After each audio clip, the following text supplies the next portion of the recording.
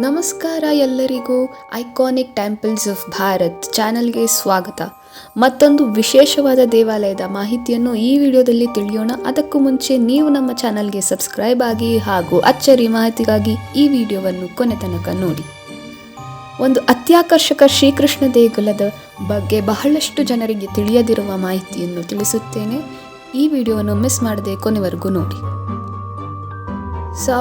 1896 September 1ರಂದು ಕಲ್ಕತ್ತಾದಲ್ಲಿ ಗೌರಮೋಹನ್ ಹಾಗೂ ರಜನಿ ಎಂಬ ದಂಪತಿಗಳಿಗೆ ಹುಟ್ಟಿದ ಮಗುವೆ ಅಭಯಚರಣ. ಇವರು ಹುಟ್ಟಿದ್ದು ಶ್ರೀಕೃಷ್ಣ ಜನ್ಮಾಷ್ಟಮಿಯ ಮಾರನೇ ದಿನ. ಭಾರತೀಯ ಸಂಪ್ರದಾಯದಂತೆ ಹುಟ್ಟಿದ ಮಗುವಿನ ಜಾತಕ ನೋಡಿಸಲು ಮುಂದಾದ ದಂಪತಿಗಳಿಗೆ ಎದುರಾದದ್ದು ಅಚ್ಚರಿಯ ಸಂಗತಿ. ಅದೇನೆಂದರೆ, ಈ ಬಾಲಕನು ತನ್ನ 70ನೇ ವಯಸ್ಸಿನಲ್ಲಿ ಸಾಗರ ದಾಟುತ್ತಾನೆ, ಹಾಗೆ ತುಂಬ ಪ್ರಖ್ಯಾತನಾದ ಧರ್ಮಗುರು ಆಗುತ್ತಾನೆ ಹಾಗೂ 108 ದೇವಾಲಯವನ್ನು ಜಗತ್ತಿನಾದ್ಯಂತ ಕಟ್ಟುತ್ತಾನೆ ಎಂದು ಆ ಬಾಲಕನ ಜಾತಕದಿಂದ ತಿಳಿದು ಬಂದ ಭವಿಷ್ಯ. ಅಭಯಚರಣರ ಕುಟುಂಬ ಗೌಡೀಯ ವೈಷ್ಣವ ಪಂಥಕ್ಕೆ ಸೇರಿದ್ದರಿಂದ ಅಭಯರಿಗೆ ತನ್ನ ಸಣ್ಣ ವಯಸ್ಸಿನಲ್ಲೇ ಕೃಷ್ಣ ಕಥೆಗಳು, ಜಗನ್ನಾಥನ ಕಥೆಗಳು, ಚೈತನ್ಯ ಮಹಾಪ್ರಭುಗಳ ಬಗ್ಗೆ ತಿಳಿದು ಅಪಾರ ಜ್ಞಾನವನ್ನು ಹೊಂದಿರುತ್ತಾರೆ.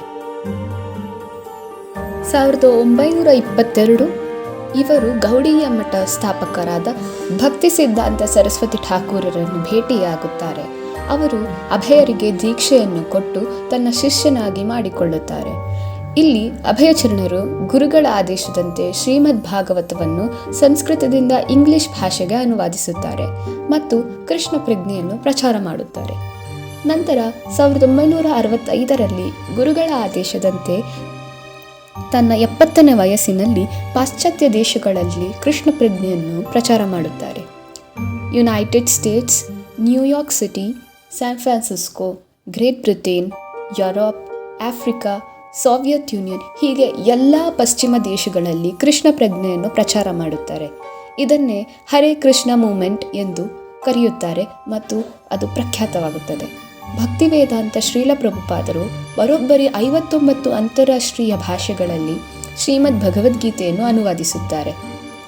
ಇಷ್ಟೇ ಅಲ್ಲದೆ ಶ್ರೀಮದ್ ಭಾಗವತಂ, ಈಶೋಪನಿಷತ್, ಚೈತನ್ಯ ಚರಿತಾಮೃತ ಹೀಗೆ ಅನೇಕ ಗ್ರಂಥಗಳನ್ನು ಇಂಗ್ಲಿಷ್ನಲ್ಲಿ ಅನುವಾದಿಸಿ ಭಾವಾರ್ಥದ ಸಮೇತ ಎಲ್ಲರಿಗೂ ತಲುಪುವಂತೆ ಮಾಡುತ್ತಾರೆ.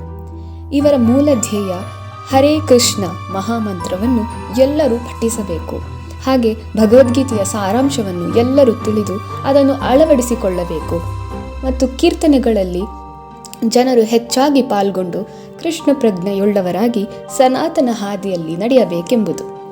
ಹೀಗೆ ಅವರು ಇಡೀ ಪ್ರಪಂಚವನ್ನು ತನ್ನ 70ನೇ ವಯಸ್ಸಿನಲ್ಲಿ ಪರ್ಯಟನೆ ಮಾಡಿ 108 ಕೃಷ್ಣ ದೇವಾಲಯವನ್ನು ಸ್ಥಾಪಿಸುತ್ತಾರೆ.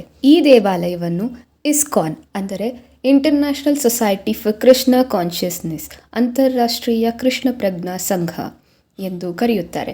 ಈಗಾಗಲೇ ಪ್ರಪಂಚದಾದ್ಯಂತ 800ಕ್ಕೂ ಅಧಿಕ ಇಸ್ಕಾನ್ ದೇಗುಲಗಳಿದ್ದು, ನಮ್ಮ ರಾಜಧಾನಿಯಾದ ಬೆಂಗಳೂರಿನಲ್ಲಿ 10ಕ್ಕೂ ಹೆಚ್ಚಿನ ಕಡೆ ಇಸ್ಕಾನ್ ದೇವಾಲಯಗಳು ಮತ್ತು ಸೆಂಟರ್ಗಳಿವೆ.